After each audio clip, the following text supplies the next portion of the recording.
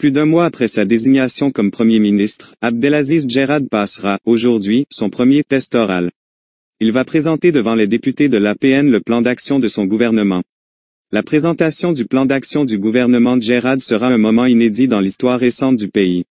Pour la première fois depuis ces 20 dernières années, un Premier ministre se présente devant un hémicycle qui n'est pas forcément acquis d'avance. S'il est, en effet, évident que les partis de l'opposition vont soit boycotter la séance comme c'est le cas du RCD et du FFS qui l'ont dit publiquement, soit assister pour exprimer des critiques, les députés des partis du système Bouteflika sont dans une position inconfortable. Il est difficile de s'avancer sur le nombre de parlementaires qui seront présents.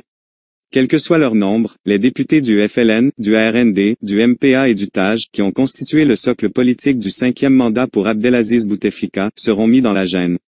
Eux qui n'ont jamais fait autre chose qu'accompagner les politiques et les décisions de l'exécutif ne devront pas déroger à la règle cette fois-ci.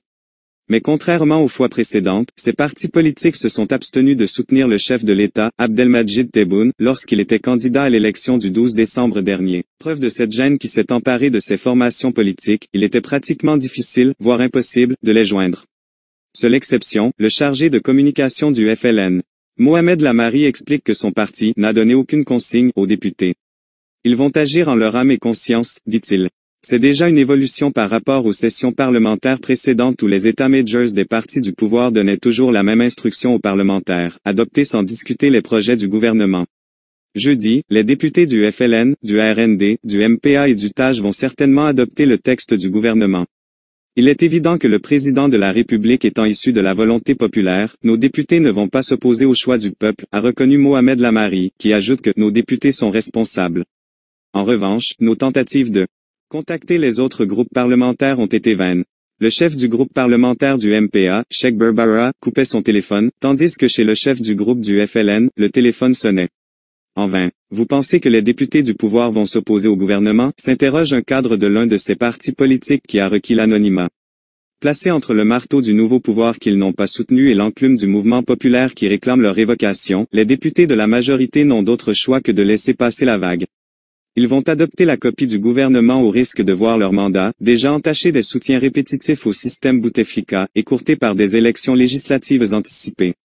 Une menace qui pèse sur eux d'autant que le chef de l'État a déjà annoncé des élections législatives d'ici à la fin de l'année en cours. Dans son plan d'action, le gouvernement promet de réformer le mode de gouvernance. La consécration du système déclaratif pour les réunions publiques et la création des associations sont la grande nouveauté de ce plan d'action. Ces mesures seront concrétisées dans le cadre de la révision de la loi sur les associations et le code électoral. En revanche, le plan d'action du gouvernement n'annonce pas de tel avantage pour les partis politiques. Leur création dépendra donc de la nouvelle loi sur les partis politiques. Par ailleurs, le projet qu'énoncera aujourd'hui le Premier ministre promet de donner plus de prérogatives au Parlement et une meilleure séparation des pouvoirs. N'oubliez pas de vous abonner à notre chaîne Flash News DZ pour recevoir des notifications lors des sorties de nos vidéos.